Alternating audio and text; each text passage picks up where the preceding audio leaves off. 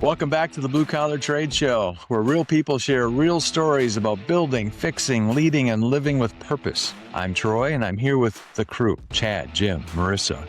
Each week we dig into lessons, have laughs, and hard-won wisdom from the folks who keep America running. Let's get into it. All right, welcome to the Blue Collar Trade Show, everybody, and welcome, Jake Wattenbarger. How you doing today? Thank you for joining the show. I'm doing well. Thank you.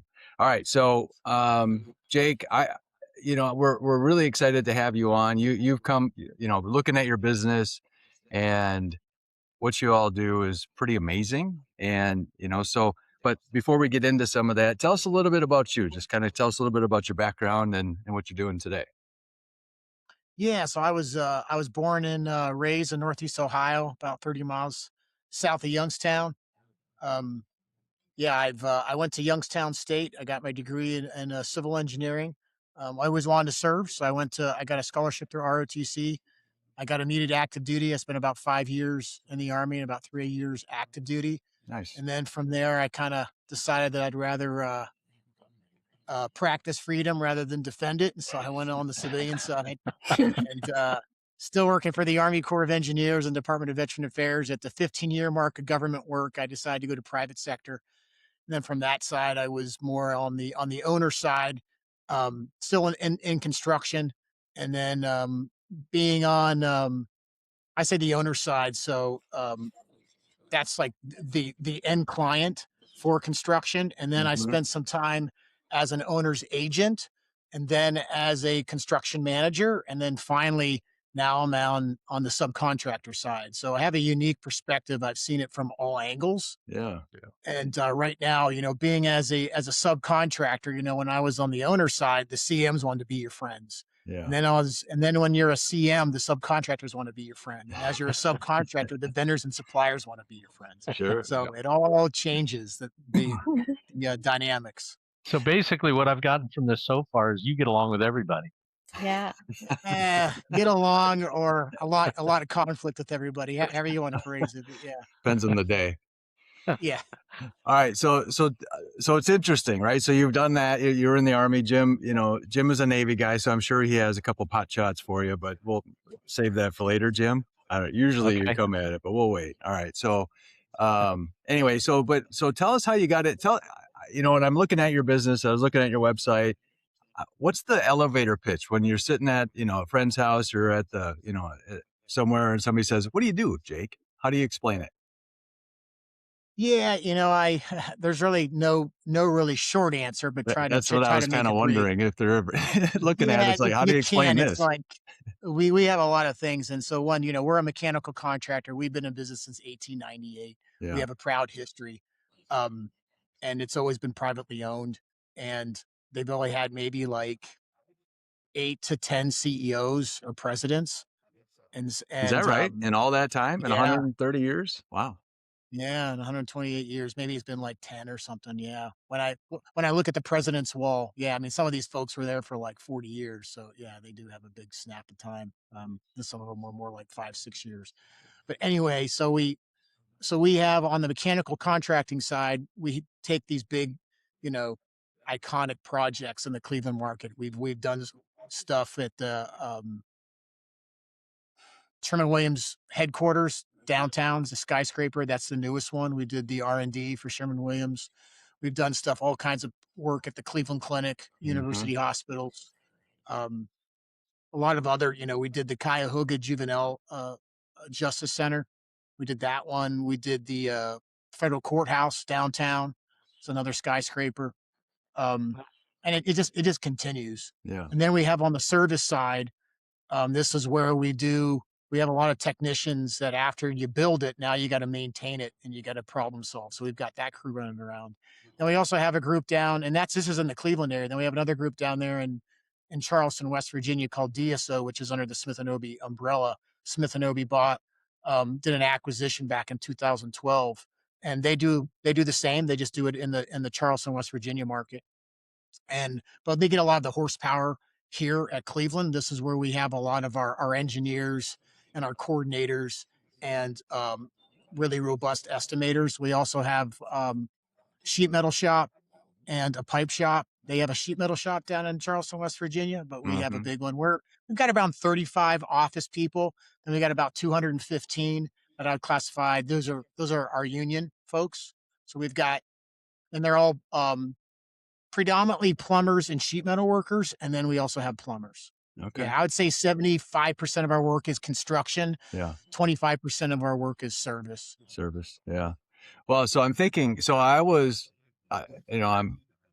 You look a little too young to be around since 1898, but I wonder what they were doing in 1898 as mechanical contractors. What does that look like? Boilers mostly, or what do you think it was? Steam? Yeah, well, I think they started off. Yeah, they worked a lot at Case Western Reserve University, was still a big client of ours, and the Cleveland Clinic. They Mm-hmm. still did work back then too when they just initially started.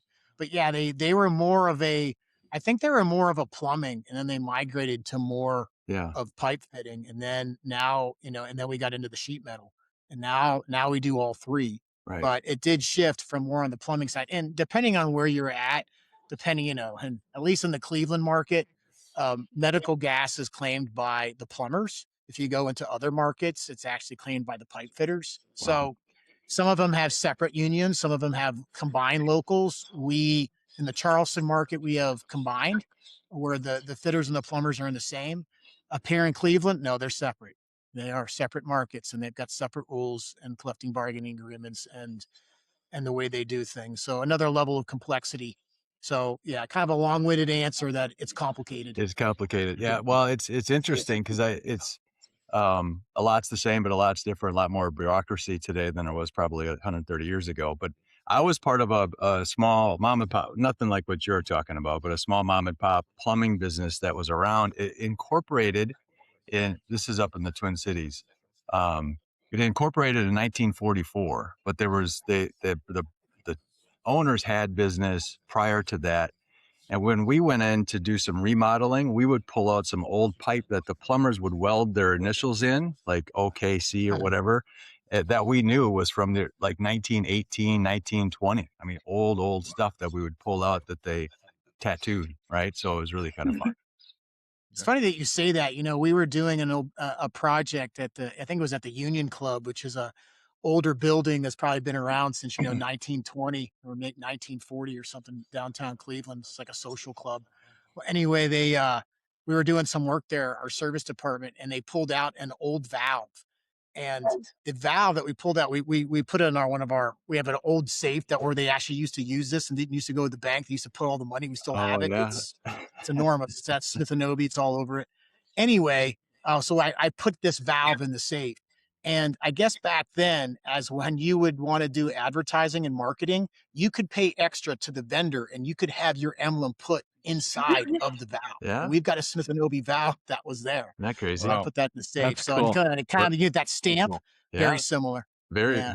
always be It- branding. it- That's what they say, right? So Yep. okay, so I'll kick off a couple questions here. So as we dig in, and Sure. and you three certainly chime in. But so you didn't just fall into this role. So tell us a little bit how you got to where you're at today. I mean, so what give us the little bit of the chain of events of what transpired to get you to where you are. Yeah, well, sometimes you fall into it. I don't know. Sometimes you do fall into some things. Sometimes, yeah. I think throughout my career, It's keeping your I've been eyes open to it, right? It really is. Yeah, I've been pretty well rounded, and I look at all of my experience that have led me up to this event. I've always wanted to be in a position of increased responsibility, so you can have more influence to really, influence that change. And as you go up in your career, you find yourself, wow, I would change this if I was in charge. I would change this. And now that I've kind of worked my way up, being a project manager, a program manager, a director, a vice president, now the president of the company, now I'm in a position that I can learn from all that and do it. Yeah. And it wasn't planned. I always wanted to be an influencer and change things. And this one is just an opportunity. It came up and the timing was right. I interviewed for it and I ended up being the president and general manager of Smith & Oby, where I am at now, it'll be 3 years in November. Okay.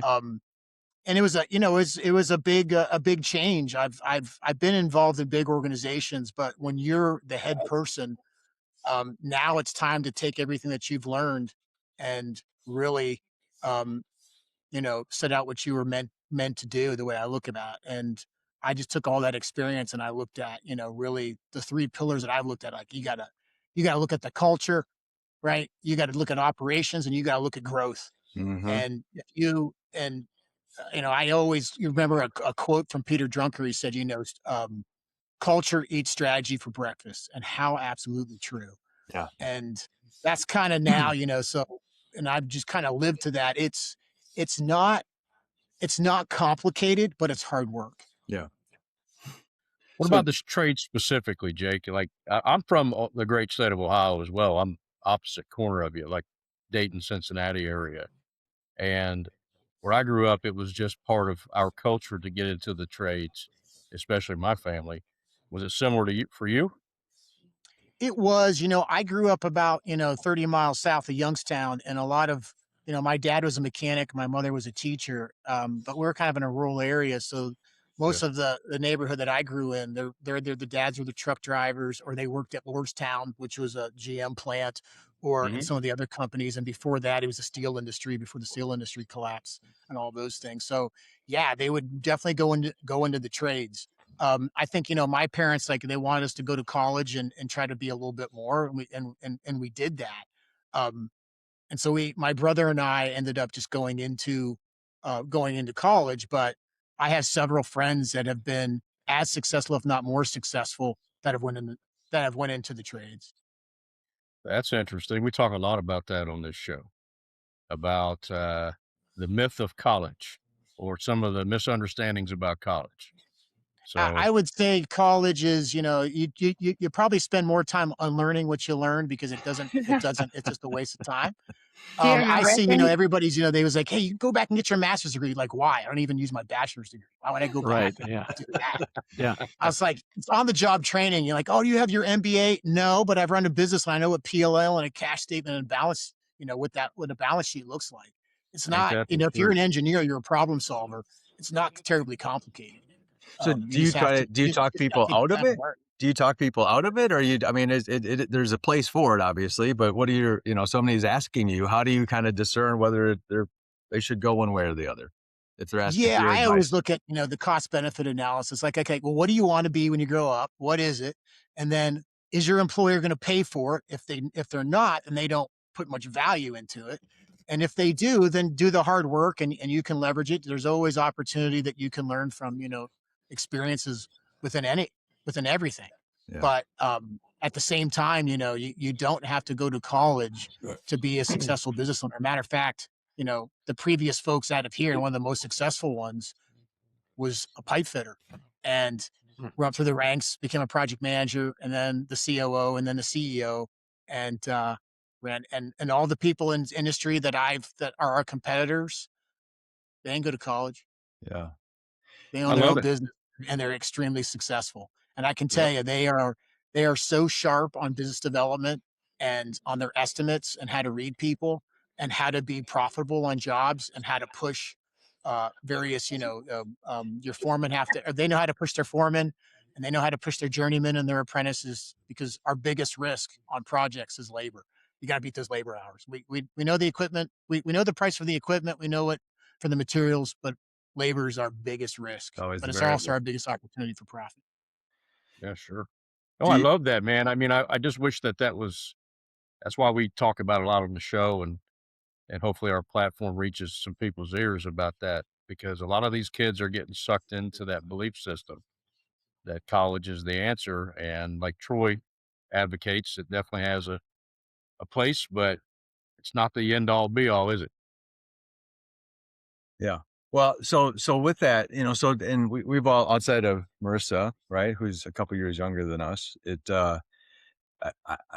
feels like, so when we were, I don't know about my parents or grandparents, but I know when I was in school, high school particularly, it was a pretty, and I grew up in an area like you all, right, more blue collar ish than some of these other areas. And it was a pretty even mix, right? Go to college, go to trade school, go to military. And it didn't, it didn't seem quite as pressured to do one or the other, right? Right. And then it kind of had in my view, at least a pretty big pendulum shift to, if you don't go to college, Absolutely. you're going to fail. And in some areas, it's just, my wife and I talk about it all the time. In some areas, not only is it if you don't go to college, you're going to fail. If you don't go to this exact college, you're going to, Yeah. that's where my head pops off. But do you see a pendulum shifting the other way back to maybe when we were I younger? do see the pendulum swinging a little bit more. I sit on the JATC, the Joint Apprentice Training Council for the pipe fitters here in Cleveland, and we have to interview all the apprentices, or we have to interview everybody so before they get into the union. Okay. And to come in as an apprentice. And I can tell you, it's extremely competitive. We got 300 applicants and we got 12 slots. Wow, really? That's nice, man. Excellent. Yeah. Now, my thing is like, can we increase the 12 to like No 24 or kidding. 30? Right. What are we doing? There's a bottleneck here, but I don't want to get into politics. But yeah, there's definitely should be pushing more people through. But at the same time, we have seen some of the work ethics and the quality. So it comes with a double-edged sword. They want to go it and they think it's the easy route. It's not. You got to pay your dues. And I know this is a cultural thing, but I have seen, I asked some of our foremen and our superintendents, like, hey, we got a good apprentice here. Like, what really? What? Educate me. What makes them good? Well, they show up on time. Okay. Well, what else? Well, they don't call off. Okay. Hey, what else? Well, they keep their cell phone in their pocket. I'm like, is that it? Yeah. That's good. That's like great. Stand out. It was good not that long ago. It doesn't take much to be above average. Right. If you've got a little bit of work ethic, you can excel. The hard part is getting, one of those spots if you're 300, and you got to be patient. And if you're patient, you'll eventually get in. But also you gotta do stuff to improve yourself to make yourself more marketable, so you get moved up on that list. So what do you tell the other 288? What advice do you give them? Be on time. Yeah, well, sometimes it's a different path. You'll notice that if you go on the construction side, you're like, hey, have you ever thought of going on the service side? You can always switch later. Mm-hmm. Well, I don't want to do that. Service technicians can actually make more than some of the construction Absolutely. guys. Yeah. So they're like, really? It's like, yeah, you get your own van. You're running around. It's pretty much just you once you work your way up, and you'll be very successful. So sometimes there's different ways to get to the same result. And that's some of the best advice you got to look at. And, some folks are like, well, maybe I'll go into sheet metal, or I'll go into this, or I'll go into that. Sometimes you have to, if there's a bottleneck in some of the trades, this is that opportunity. Sometimes 5 years is a big deal to wait. And I'm like, I'm not waiting that long. I got to pivot. There's a lot of other things. Yep. So with what you're doing now, I mean, as far as on the hiring side of it, how difficult is it for you now to find the people you need? Are you struggling to fill your slots, or? It's hard to find new folks. So really, your companies that get all their folks from the union, I look at this way. It's they're supposed to be your broker for labor, right? Right. And if you send people back to the bench and they're really, really good, they're going to get snatched up by your competitors. So you don't want to do that. So you've got to balance things out of how that works. And so we found that we always have to have our core people, our foremen and our superintendents. So we identify someone that are really good journeymen. We want to do everything we can to keep them. But once they go to the bench, they go. Right. But if there's nobody on the bench and you need more people, we found that the union doing what they can, but we found that you got to be in contact with those business agents, and you got to unionize your own forces. Yeah. And where we found that we can find some non-union folks, we can take their experience, we can fast track them in and get them in, and we've been successful. I think we did about 7 or 8 last year. So we have to do that. It's more on the technician side, not on the construction side. Yeah. But at least on the technician side, we typically, and that's really where our biggest demand is on the technicians, not on the construction side. So when you're looking for that sort of talent, what kind of criteria do you use? What kind of advice do you give? What could any young people listening, what are you looking for, right? If somebody says, hey, I want to become part of your team, join the union, all that kind of stuff. And you said, yeah, and some of this stuff it's just it's stuff that you really don't have to be, Shouldn't it's have stuff to. that you can do right away. Yeah. Be a person of your word. Show up, just as you say, like if you have an appointment at, let's say at 8:00, be there at 7:45. Right. Right.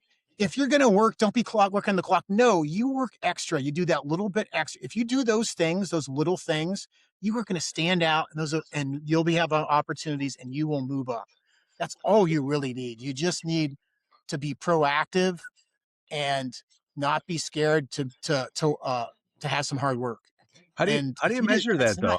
How do you measure that in an interview? Right? Because there's mechanical you don't. ability, and Yeah, then there's you're not going to do that. Yeah, you're not going to do that in interviewing's a skill, yeah. right? And anybody can do that. It's really get them in there, test them out, and then if they don't, you move them out.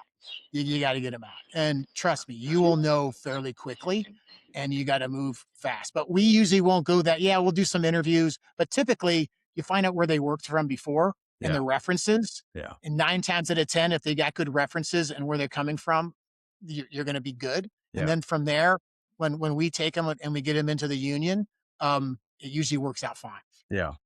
Do you find that they're so on the services side, so there's in Chad's business, not to speak for him, but I've been in that world for a long, long time too. But it's almost to a point where you can hire. We're willing to train the tech if they're mechanically capable, right? We could train the technical as long as they bring the character qualities before, yeah. right? So is that the same on the commercial side? Would you say?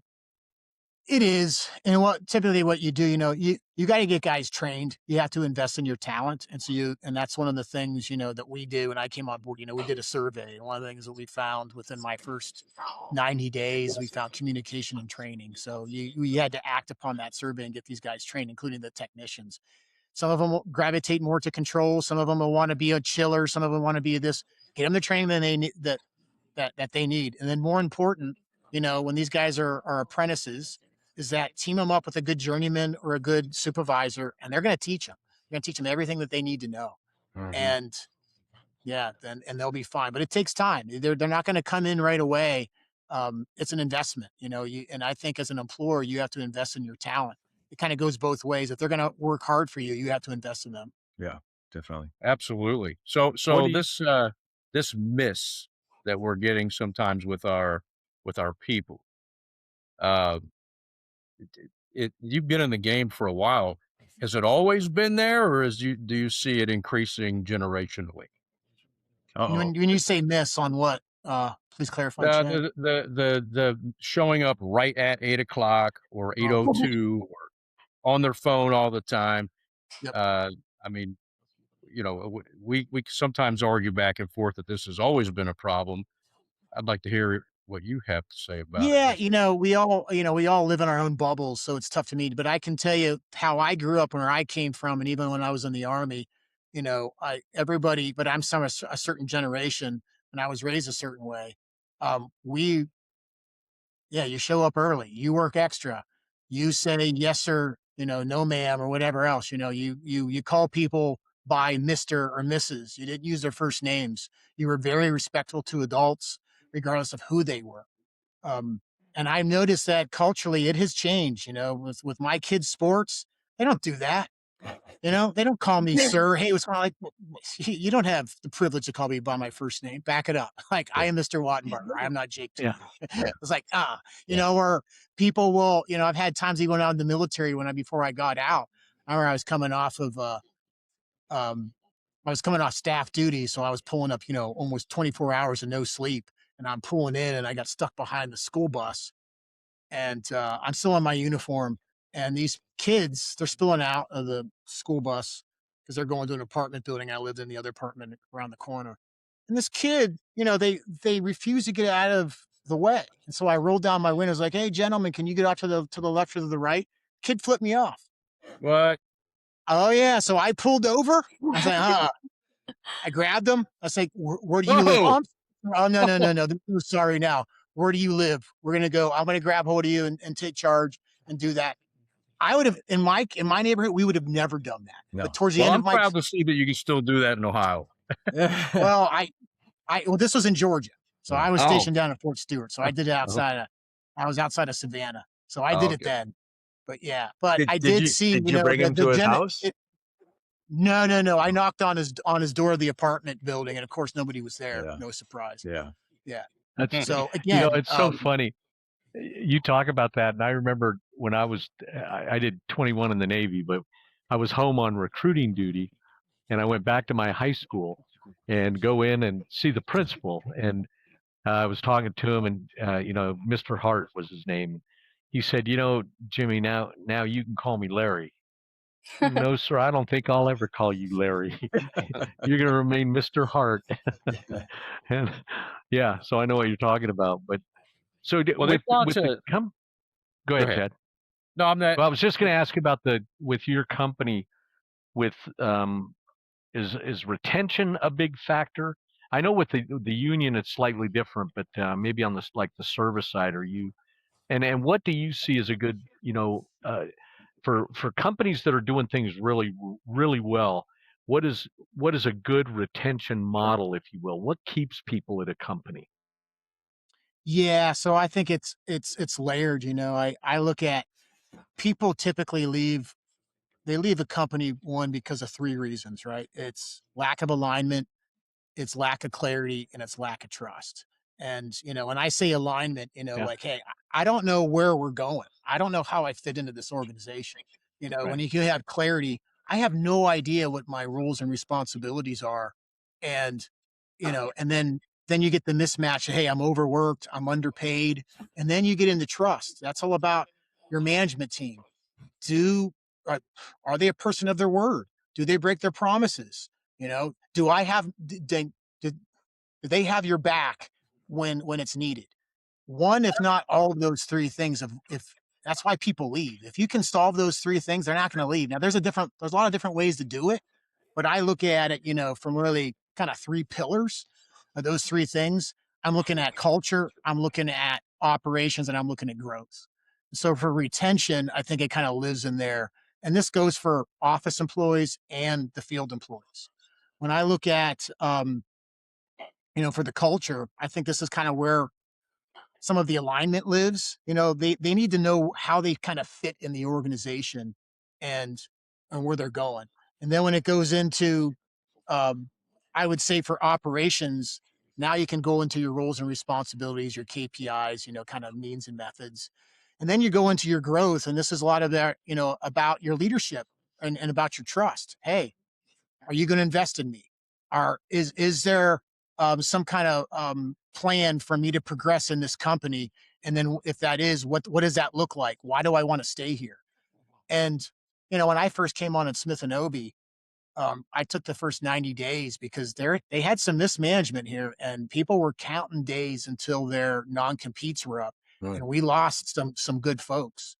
And I understood why, because it was one, if not all of those three things. And so when I came on board, I'm like, oh man, I need to fix this. And one of the first things I did a SWOT analysis. I did a survey. So I understood, what was going on. And I realized we have a major culture problem here. People have no idea where this company is going, and there's a lack of trust. All of those three things that I said about alignment, clarity, and trust, it wasn't there. So I had to get all these folks back on board, not only to retain who I've got, but also attract talent. Right. And one of the first things that I did, after that survey, then I had to act upon it. When I acted upon it, I knew communication was a problem, and I knew lack of training was a problem from the survey. But I also know, talking from various folks, that there were some other problems going on too. They like, I don't know what I'm doing. Where are we going? And hey, well, so I updated the org chart, came up with position descriptions, working with the management team of what everybody's roles and responsibilities are. And then, to my surprise, I found out that some of these folks had additional responsibilities, but they were way underpaid. Hmm. So what an opportunity. So now I had to look like, hold on, well, guys, I think you're underpaid. I'm going to do a markets analysis and you're going to help me. Hey, I found 5 data points that said you should be paid this. Do you agree or disagree? I agree with you, or I disagree. Well, find me another data point and I'll be in your corner and I'll support you. And so I got all that fixed.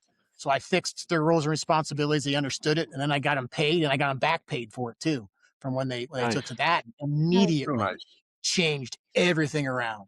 So now my management team was behind me. And then once my management team was behind me, it just filtered down to the project managers, to the superintendents, to even, the foreman. I mean, little things like my superintendents, they had these trucks that weren't four-wheel drive, very basic models.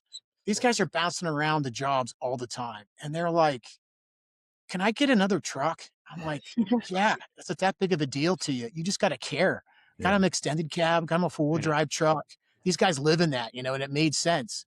And doing those little things and listening totally turned things around. Amazing. So those little, I think it's really about caring is the Right. essence of it. Yeah.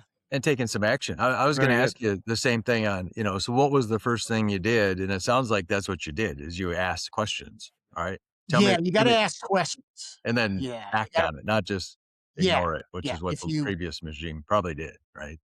They probably knew the they same did. stuff. They just never did anything about it. Yeah. That's right. That's right. Yeah. Yeah. If you, to take the survey that I had about the communication and then I saw the training, it's like I had to act. It's like, well, okay, let's have a weekly meeting with my management team. Let's make sure that, make sure that I attend other people's meeting. I hate being, and it's got to be a productive meeting. I want an agenda. It should be no more than an hour. You've got to get in and get out. Let's just not admire the problem. Let's get after it. And so that's what we did. And then, have an open door policy. Make sure that you get out and you talk to people, get out of your office, go walk the shops, go in, go check out one of the job sites, talk to people. You're going to learn a lot of things. Not only going to learn people, you're going to be able to identify problems before they happen. Yeah. It's amazing what you can see. If you're just managing numbers, you don't manage numbers, you manage people and you lead people. Yeah. And if people are always looking at spreadsheets, it's just not going to do it. This is a people organization. So that was 3 years ago, right? When you started that. So what do you feel, and it's easy to get, stuck in the grind every day, right? And go, okay, tomorrow I'm going to do that again, or tomorrow I'm going to go jump out in the truck and then, or I'm going to do another survey or get some feedback sessions going. But what do you think, and I'm not putting you on the spot, but most business owners fall in the trap. They want to do all of that, right? But most don't, would you say? Would you agree with that? And what advice would you give people that have been doing it for 20 years and to just make themselves do it? And how would you do it? Yeah, there's only 24 hours in a day, and there's only one of you, so you can't do everything. Yeah. And so if you want to scale, you got to empower your team, Yeah. but you also have to make them accountable. And that it comes with additional roles and responsibilities. And now that comes, you also got to pay them to do that. Mm-hmm. And that's what you got. You got to let go of being a micromanager. And sometimes you got to let them fail. You got to be in the guardrails, but you got to let them go. Yeah. And this goes for everybody.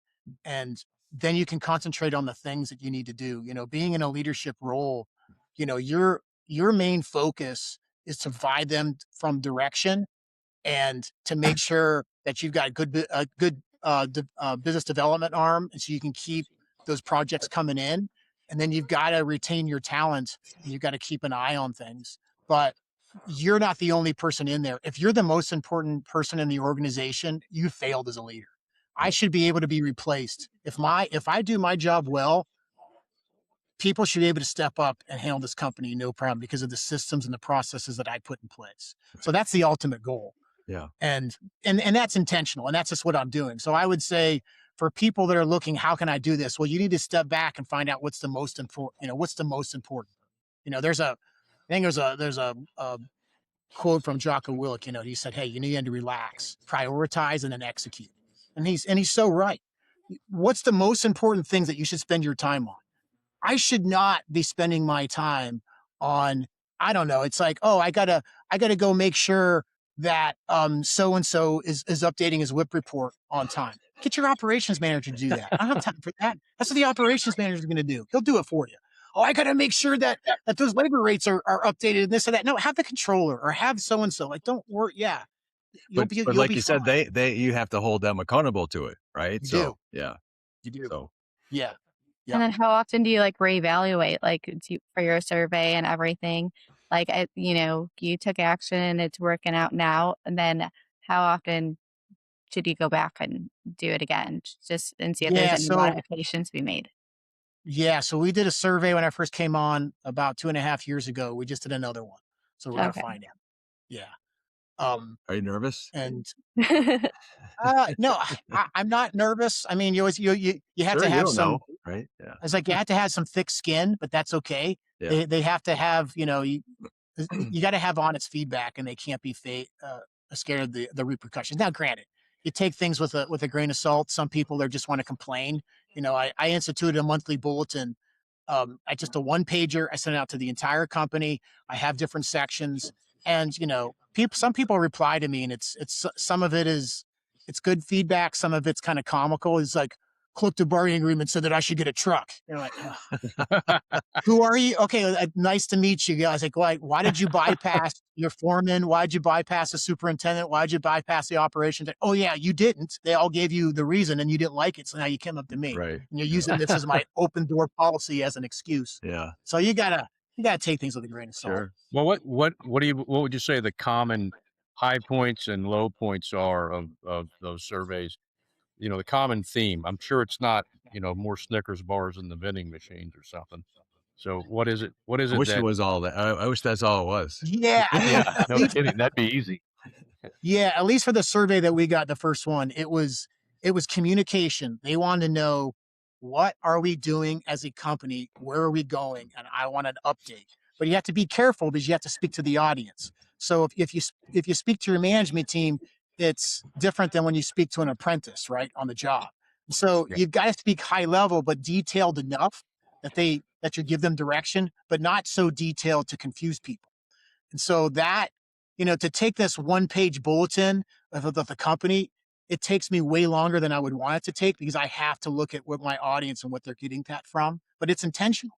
So that would be that one thing for the communication, so that was a big piece, and that solved a lot. Another one was training. People they want to know, hey, I want to get better at this. It could be a controls technician. It could be a project manager. It could be an estimator to learn how to a system. So you've got to find out, and it can even be some of our sales staff. You've got to find out what that is, and then you got to act upon it. Like, okay, tell me more about this training. What? And so then you find out, like, this is probably coming from service. I'm going to go talk to some of my manager. Hey, where are you hearing this? Where are you hearing that? And then you're like, oh, you know what? I think it's this. I think it's that. And then you say, oh, I think we need to get some controls training. And we did that. Oh, I think we need to get some folks to go to the project management school, that MCA puts up. Okay, we did that.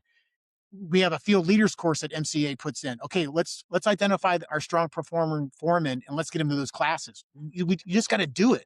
And once you do all those things, guess what? They're pretty satisfied. But you really don't know until it's like a lagging indicator until you do it. And then when you do it, is it enough? I don't know. We're going to find out. Well, what's interesting in what you just said, and you've said it a couple times now for the first one and the second one. So communication, I mean, that's a life lesson, right? If you talk to people, everything just works itself out, right? So you said training, which is usually it. What you didn't say? Money, right? So, and we hear about that all the time, that that we think as managers, everyone's biggest bellyache is that they don't make enough money, but that's usually not even in the top 5, right? Right. So That's right. what would you say to that? Yeah, I think money will always come later. But yeah, I mean, even in my career, I've never left over money. I've left because I I didn't have a direction of where to go in the company, or I didn't know how I fit in, and I just didn't feel valued. It's the same thing here. Yeah. People feel valued when you communicate to them. People feel valued when you invest into them. And if you invest in people, that means you care about them. And yeah, there's a Venn diagram, what's best for the company and what's best for the employee, where it kind of meets in the middle is great. That's what you're always striving for. But yeah, you got to invest in them. Yeah. And that's all about caring. If you communicate on a regular basis and you over communicate, you speak to the audience, and then you invest in your employees, to them, hey, they care about me. They care enough about me that he talks and he communicates, and he's also investing in my future. I want to stick with this company. Right. And then the pay will come. How big? How many people work underneath you overall, just as an employee? Well, we have about 250 people in our organization. I would say out of direct reports, I probably have got about 8 direct reports. But throughout the whole thing, it's Right. 250 people. Yeah, So it's the about people that would get the 250. newsletter or your bulletin, It's but everybody. 250. Yeah. So it's a pretty big It's group. everybody. You don't have the opportunity to talk to every one of them, right? So, No. maybe shake their hand at a company picnic or something like that. But that's where you need to, like you said, so you need to do it. But past your top 8, you're probably making your way through the organization as best you can, but making sure they're doing it. And that's hard to do too, is making sure that your next line is also feeling that is under that same thinking, right? That you need to talk to your people every week at least, right? Absolutely. And I've been very fortunate to have a really strong management team.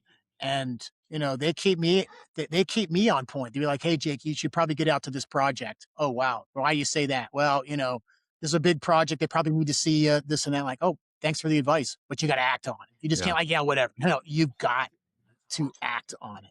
Yeah. And I've been very fortunate with that. And same thing, sometimes, we all have blind spots, and sometimes on the management team, they'll cover themselves too. They'll be like, "Hey, you, you should probably take a look at that.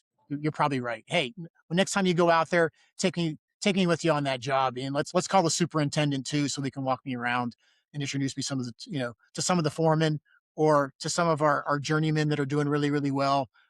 We usually make an intent to always um, talk with our apprentices and get to know them, Yeah. because we want them to come to Smith Oby afterwards and stay there. Yeah. So that's what, yeah. So we typically, but the journeymen kind of in the middle, they kind of can get overlooked. Right. It's the new people and the old people, but right in the middle, they can get The overlooked. ones that don't make much fuss, right? So Yeah, exactly. Yeah. And then they get overlooked. So you got to be very careful, because you want to retain that talent. do you And think just because they keep their nose down and they don't cause any issues, you don't want that silent quitting to happen. Yeah, You got to make that sure happens they're a happy. lot. Yeah. So do you think Happens it's a lot. harder to get good talent or keep them? What would you say?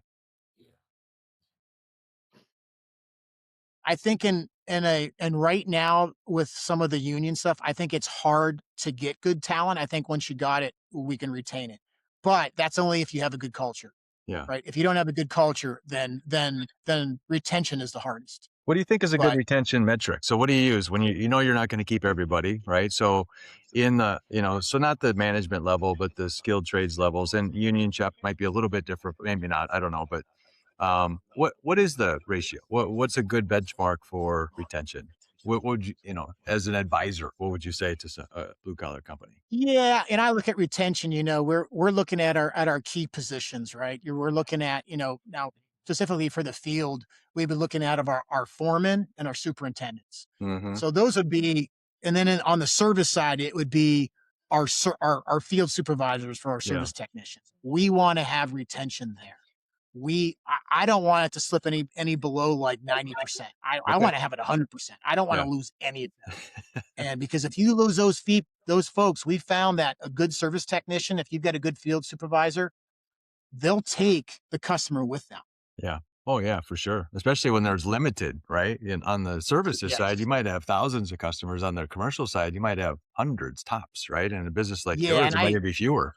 So yeah. I think the key is, when you deal with a union, um, your apprentices and your journeymen are typically going to be, I'm union first, then that's the company I'm working with, because I'm going to switch companies. I want to go back. I want to be strong with the union. You get into the foreman level, they're 60-40. They're more for the company they're working for, but they're still union. Yeah. And then you get into the superintendents, they are all about your company, and they Yeah. happen to be union people. Yeah. So that's really, we want to transition them to be more of the company rather than the union. Yeah. That's how we would, on the field side, how we get the retention. And you do that by treating your folks right. Now, you can't treat everybody right. Relationships are two-way streets. So there's always going to be there's going to be very, very talented, and they're always going to be chasing dollars. Well, someone will give me 10% rather than, I can get 12% over scale here rather than 10%. Or so-and-so will do this and do that. You're like, okay, then leave. Like, they're Right. never going to be happy. You look at the resume, they've bounced Right. around every other year they're leaving. Yeah, they're good and they're talented, but like, go, don't care. I have a question for earlier when you talked about the apprentices, like that number from 300 to 12 and to make themselves more marketable. So what do you mean by that? Like what are some examples that you think the apprentices could do to make themselves more marketable in that Yeah, time? well, when I see it, it's doing your time. So sometimes they'll go to different trade schools already, and they'll get some experience in the construction industry. Some of what the jobs that they're looking at. Sometimes they'll go on as a laborer in the construction industry to do some of those things. Other parts are that they'll hey, they can get in with a company and be an unindentured servant, in the labor classification to try to become an apprentice or to try to break into the union. Those are all good stepping stones to do those things. Yeah, that's usually people that stand out will do those things. Okay. So when you look at your business, which is interesting, right? Because you get to be part of pretty big, it's just looking even like at your website, look at this building. We're a part of this project. So it's cool to be able to, have your friends in the car and point at that building and go, we did, we built that or we were part of that or whatever. So, but your business, it's been around a long time, right? And you're there for now and probably for a while, but, what do you want your legacy to be there? Where do you want to take it? What's next? When you look at and you're looking at it going, here's where it is. Where do you want to take it? Well, I mean, I wanted to retain the legacy and make sure our reputation stays sound, but I'd Yeah. also like to grab more of the market share. You know, there's some companies that are aging, and some of these leadership, folks, they have no plan for what they're going to do later. I look at that as an opportunity. Hey, maybe I could take some of their market share. Hey, you got some of their key leaders. You're going. There's no succession plan, so I would love to take more of the market share and grab talent and keep moving.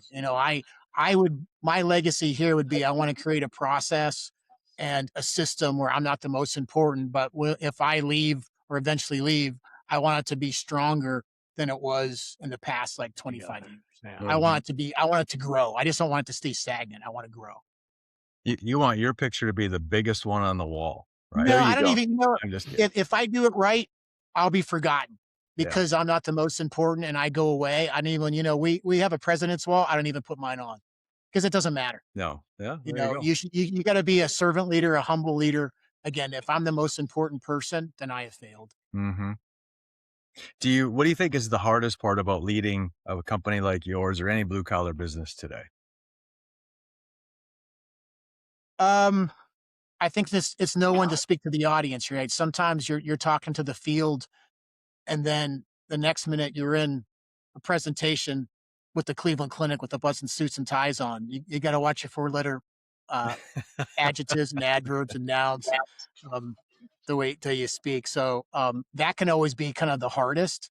Is just quickly changing, speaking to the audience, and always speaking into their terms. So what does it mean to them? Mm-hmm. And in this position here, because you've got engineers, you've got seasoned project managers, you've got really good coordinators that are like really IT people.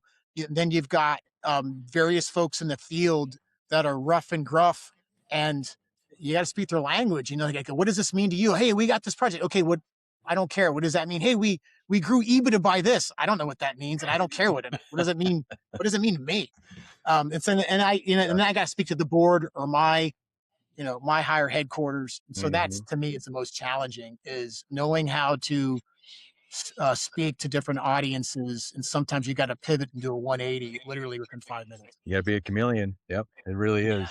Are you involved with so you spend a lot of time? It sounds like you spend a lot of time with your team and keeping them engaged and moving forward and on the same page and hoorah and all that, which is awesome, right? How much time do you spend on the client side? I'm just curious, right? So are you there nurturing those relationships as much, or is that left to the development team? No, we don't have a marketing team. We don't have a business development team. Okay. Where, historically in the past, that has always been retained with the CEO or the president of the company. But, I come from a little bit of a different style. a lot of my management team have been in the business a long time, and they have a lot of deep relationships. Some of them are in different levels than I have. And then when I have been in different parts within the Cleveland market, different organizations, so I know different folks. So we have a team when we have our management team, when we're trying to go after and prioritize our business development. Like, all right, hey, we got this project. It's like, hey, who do you know in this? Who do you know in this? And sometimes it's the operations manager. Sometimes it's my director of pre-construction. Sometimes it's the CFO, right? Sometimes it's me. Depending on who has a relationship and where it's at, I let them lead it, and then I go in behind. Okay. That's typically the way that I handle it. Yeah. Because I can't be the head business development guy all the time. Right. I don't, and as you're probably aware, is like I am not an extrovert. I'm an introvert. So I do I don't know, not like. you're doing pretty good, Jake. Yeah, I think you're doing dang good for Well, that's why I'm asking, Yeah, right? So, but as a leader, sometimes you get, and I'm guilty of it. And I'll just say, so we have a lot of different clients doing a lot of different things. As much as I want to call all of them and saying, "Hey, thank you for the business. We really appreciate it." I don't. Yeah. I should, but I don't. Right. But I wonder where you kind of fit in. Some of those things, maybe you're a little bit hands off, but is there any like customer interface that you kind of wish you did better or think you're pretty good at or whatever? Advice, I guess, is what I'm looking there's already room for improvement. Yeah. The previous CEO, I still talk to him, and he has very good, strong relationships. And I do call him and I find out, hey, give me some advice here, so and so or this and that. Yeah, And awesome. I do keep a running list of touch points that I put in my calendar that forces me like, hey, touch base with so and so, touch base with such and such. And so I do that. It's very intentional because, and when I was over at University Hospitals. I was a director of pre-construction. I was behind the scenes.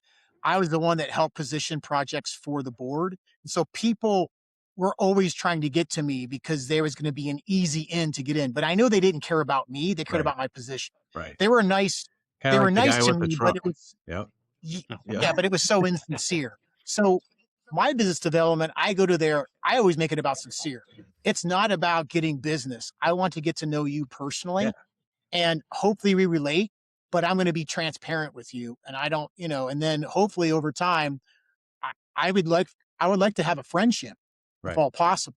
Right. Not just, I just want a business and I want to be your friend. I have the opposite approach. It's not Right. as fast, but once I do it, it's long lasting. Yeah. So I take the slow approach rather than the quick turn. Yeah. It's probably, yeah. Well, it's more meaningful if you can pull it off. Right. But it's Right. staying Absolutely. organized to be able to do it. Yep. Yeah. There's a lot of people that'll waste your time if you allow it, and then you realize that they just want a free lunch or they want this. Don't waste your time.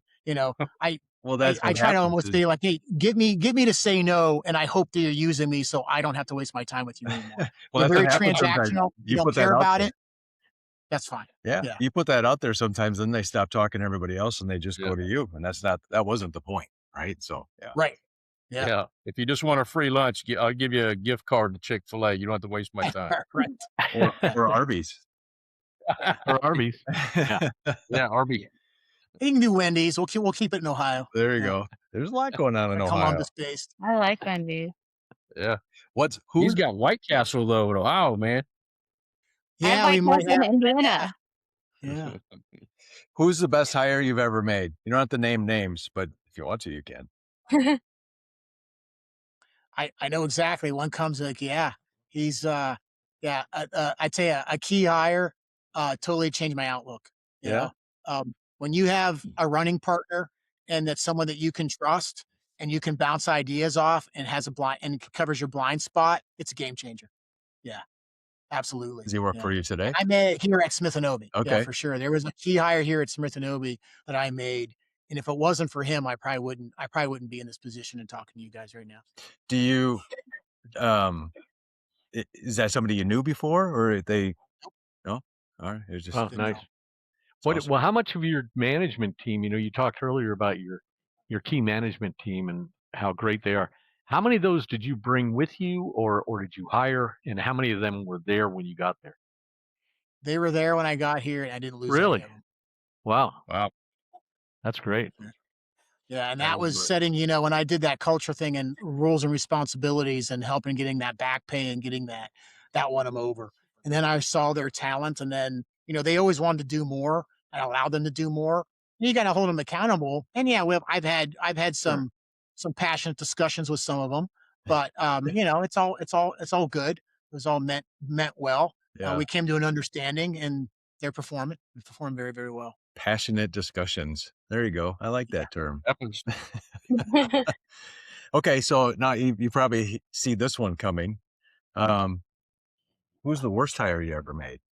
This one you have to name names. Just kidding. Yeah, I'm trying to think about as a hire. Where you're like, I think we all have one where you're like, that was, I don't know, maybe it's just me. I like to forget mine. I like to forget my work. Yeah, no, there was we was, I was definitely, I wasn't the hiring manager, but I was part of the interview process. And there was definitely, a really, really bad hire. I would say that. Now, were the warning signs there? Maybe, maybe not. But wow, yeah, when we did our had an army background, was an NCO, like, oh, this will be all good, then like, oh, this will be fine. It was horrible. It was horrible. I mean, and our annual drug screening popped. You're like, are you kidding me? Yeah. And then the performance to go on top of it, you're like, are you kidding me? Yeah. Yeah, sometimes the best day of their life is during that interview. Chad teaches a class where he talks about red flags and green flags during the hiring process, and sometimes the big green flag just covers up all the little red flags, and I'm guilty of it. I got way more people that I wish I wouldn't have hired than over the years. Yeah, I know it's gonna happen. It's gonna happen. Speaking of drugs, Jake, Uh-oh. how well it's becoming acceptable, right? And this is something I'm struggling with. Not me personally, but in the industry, it's becoming widely popular to smoke weed, do marijuana, all Yep. different types of it. And a lot of blue collar trades and a lot of companies, they're just accepting it. How is your company handling that? Yeah, we don't accept it, at least a collective bargaining agreement. That's what we're governed by with our unions, and they do not allow it. They do not allow that, even though it's allowed for recreational. Right. But you cannot smoke it if you've got our drug tests, and if you get pot, and if you pot for that drug test, you're out. And the unions are going to back us up on that. Sure. And yeah, do they probably do it? I'm sure they do. But they have these random drug screening, but it's funny how they all know what it is and how they can kind of clean themselves up. But I had an incident. I was walking out. I was working late. We had a second shift going to our sheet metal shop, and I went to throw something away at the dumpster before getting into my car. And there was a guy. I think he just got off shift. I could just smell so much marijuana, and I'm like, "Hey," I was like, "What are you doing?" He's like, "Well, I'm just relaxed." I was like, "You smoking marijuana?" "Oh, no, I wasn't." "Okay, because I don't know if you know who I am. I'm the president and general manager here. And who are you? Where are you working at? The collective bargaining agreement doesn't agree to this." It's like, I'm going to follow up on this, right? This is unacceptable. Let's like get the word out. And I'm going to go to the shop foreman right now. And I'm going to pull this up to the superintendent, and I'll make sure I put it out as a news blast, as a reminder that, the collective bargaining agreement says that you can't do this. Yeah. Yeah. You just got to be, you got to take action. Yeah. Yeah. Yeah. The number one, I mean, it's scary to me because like the number one thing that causes accidents, distraction and complacency, I guess would be number Yeah. two or close number one. And that causes both. So Absolutely. And if there is an accident, at least on a union site with our collecting the bargaining agreement and our policies, you immediately get drug screened. Yeah. After you're stabilized and everything, but there is a drug screen absolutely that's going to happen. And if you're on, you have an accident and this and that, your workman's comp and all of that stuff, it all changes. Goes away. Yeah. It all goes away. So yeah. Yep. It's crazy times, man. Interesting. What Yeah, about it is an speaking of it's an interesting issue. speaking of Chad brought up drugs, so I'll bring up the other elephant in the room. What do you think about AI? How's that affecting you at all? AI doesn't really impact the field, but it definitely has impacted on our finance folks and even myself. I can do a little bit more with less. I don't have to spend time on, making these fancy board decks or into formatting. I'll put that in AI and it'll do it for me. Same thing with on my finance side. If my CFO or my controller need to do some analysis of that, they are using it. If we want to come up with some, legal reviews compared to this and redline compared to this, if we want to do some plan and specs, our estimators will do it. Some of that to be like, hey, analyze these plan and specs and make sure that we kind of got things covered. But I haven't seen it as a game changer.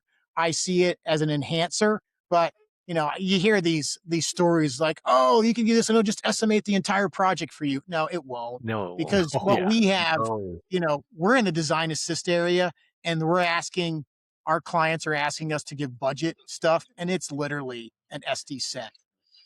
There's hardly any narrative. There's no details in the drawing, so you got to fill it all in. So you got to Right. take your historical information and all the knowledge that they've got, and then you got to start laying it out, and that can be subjective. To get AI, maybe AI will eventually do it, but we're not seeing it. And even then, those mistakes, the details kill you. Yeah. And the follow-up to that, and this is Troy's probably favorite question, Chat GPT or Gemini? Was that We my don't use favorite either. question? We Yeah. use Oh, we okay. use All right. we use Claude. Claude is Yeah, for these guys, Claude is Claude would be better. extremely There Yeah. you go. All right. Claude's Claude. even best. Yeah. So, Yeah, I've used them all. I've used ChatGPT, I use Grok, I use Perplexity, I use Copilot, and I've used Claude. And I can tell you now, I do the paid one because if you want to use it for two reasons: one, it's going to be better, and two, it puts you behind that wall. So some of the confidentiality stuff, it doesn't release okay. it. So Yeah. Oh, they can't nice. scrape your data. Yeah, Yeah, they're I'm all gonna good try at different things today. for sure. absolutely. Yeah, What's that, Marissa? I'm gonna try Claude today. yeah. Claude is Yeah. great. It's a Never even great heard. for modeling and doing some of your financial planning and analysis. It is absolutely great. Yeah. Okay, so to respect your time, let's go around the horn with everybody to ask one final question for Jake. I'll Chad? go. So I drive my wife crazy with something, Jake, and that's every time we travel around town, I put an air conditioner in over there. I ran a service call over there, and I do that to her, and she just tunes me out, right? So, but I'm proud of it, right? So what project are you most proud of? At this company or Yeah. ever? No, Ever. there was Ever. yeah, I would say ever. I was probably the most proud of. I was over there in I was with the Department of Veteran Affairs, and there was a troubled outpatient clinic in Toledo, Ohio. And, you know, the developer's about to walk off the job. Um, I look up, on the ceiling, none of the cabling is pulled for the Cat 6 for the IT. Um, it was absolutely a dumpster fire. And then I had to quickly and then to top it all off, this thing had to be opened by a certain date. And Marcy Captor is going against Dennis Kucinich in Ohio, and they're having a runoff. And Marcy Captor was using this, was in her district, and she's already promised this outpatient clinic in Toledo for her folks. And Oh there's man, already news and media scheduled on the opening date that was not moving. So you had all eyes on this project. And I'm pressure's coming on. on board to get this problem, to get this mess, to get it out of. Yeah, I mean, the details, and there was no room for failure in what we had to do. Yeah, I'm the most proud of that just because I was able to negotiate everything and get things done and get it done on time. And yeah, there was just so much moving pieces that I had to have so many people working together, but we got it. Luckily, I had a lot of good workers that rolled up their sleeves and understood um, what we're up against, and they're all team players, understood the end mission, and that's what they did. It's kind of like one of Excellent, those man. home renovation TV shows where they're all right up against the clock, and as soon as the homeowner rolls Yeah. up, that's Always. the story, right? Yeah. Absolutely, yeah, and and we were pressed right up against it. I remember looking up that cabling. I'm like, guys, we're gonna do this. I was like, well, I go there. I was like, well, what's going on? I had to go schedule with the president of the hospital there at the VA. I think I had to go up to Ann Arbor, Michigan. That's where the president was, and we had to make a pitch of like, hey, your IT guys aren't going in there and pulling this. Well, this. I'm like, hey, can I get your guys' specs and can I just transfer the money and then I'll have them do it and I'll put it on an accelerated schedule and I'll use the stuff out of my contingency dollars so we can hit their time. Yeah, you can do that. Like, all right, let's go. Yeah. I was like, well, let's There come you with a go. solution. That's Luckily they right. bought off on it and you move. That's awesome. Okay. That's very good. And I have a question. Yeah, Jake. So that's the professional side. Talk for a minute. What do you think is your best accomplishment or your proudest accomplishment not related to business?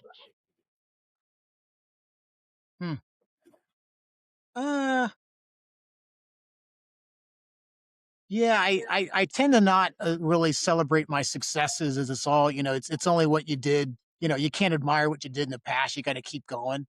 Um, but I think it's, really, your best accomplishments is really the respect and the trust that you've got with your, who people in your close circle is. And I don't let a lot of people in my close circle. And as long as I've got the respect is really what I'm going for. So, it's more to me to that. I can't think of other past accomplishments. There probably some stuff I could name, but I tell you, I just don't really think about it. Any award, anything that I get, I don't hang it up. I put it in the closet and I never look at it again. I literally, I get it. It goes right in there. My degrees, when I pass my PE, no, I throw it in the closet. I close it. Nobody cares. That's yesterday. What are you doing for me now? So Jim, that ribbon you got in 5th grade hurdles, you can probably put that ribbon away. Yeah. Well, it's right there. It's framed. Well, then it's too late. Right next to perfect attendance in 6th grade. Right there. All right, Marissa.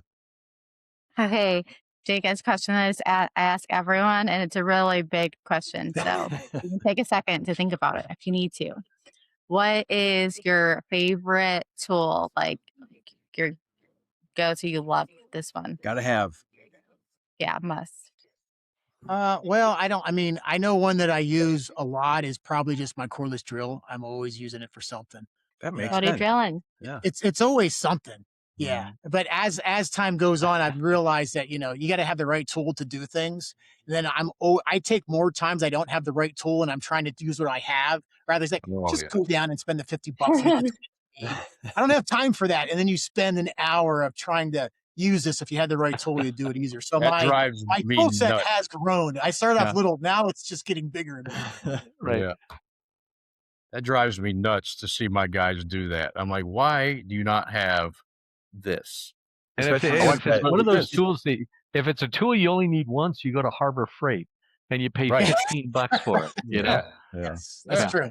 All right. So my question. Okay. So beyond the people getting into the trades, let's talk. I want to hear your advice to people that are in that mid-career, right? Mid-management, want to develop to get to director level, C-level, different things like that, right? President level. What advice would you give them to take that sort of path? Because that's not easy, right? That's just as hard as getting into it, or harder. Yeah, it is. You have to be intentional about your career. You got to find out, look at where you want to go. And then you've got to find out from those people and you got to have more than one data point, so have a mentor, talk with people.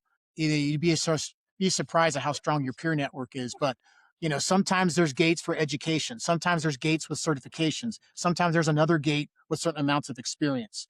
Sometimes it's something else. You've got to find out what those gates are. And if it really means to you, if it means that a lot to you, then start working at it. It doesn't come by luck. It comes by an intentional thought process, and you have to get after it. For me, I was like, okay, well, I want to be in this construction industry. All right, well, I've got to have experience as a project manager. All right, well, project manager, then what things do I need to have certifications? Well, I've got my certified construction manager thing. I was in healthcare. I got to get my CHC, my certified healthcare constructor, because that's what matters in the clinic and what matters to university hospitals. Hey, I deal with engineers and architects all the time in some of these organizations, even though they respect more a professional engineer. Well, then get your PE. Do I stamp any plans? Absolutely not. But I've got it. Do I advertise it? No. But I needed those gigs to get to where I wanted to go. Right. Sometimes it's not necessary and you think it's a waste of your time, but sometimes, hey, sometimes another gate, you might have to get your MBA. Right. I'm not saying that you have to, and there's other ways to get there. Now, you can always go into having your own business and bypass everything. So you can say, hey, I want to be a pipe fitter. I'm going to work my way up.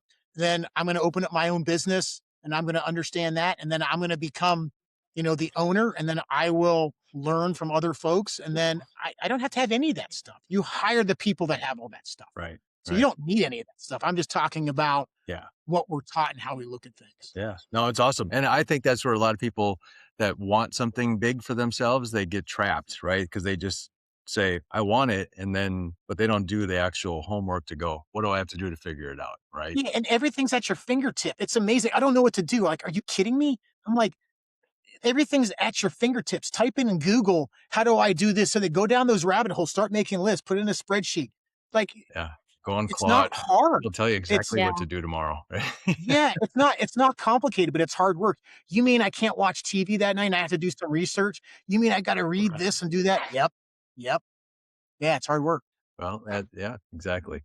Okay. All right. Is there well, I can't thank you enough for spending some time with us today. It was really fun to talk to you, get to know you a little bit.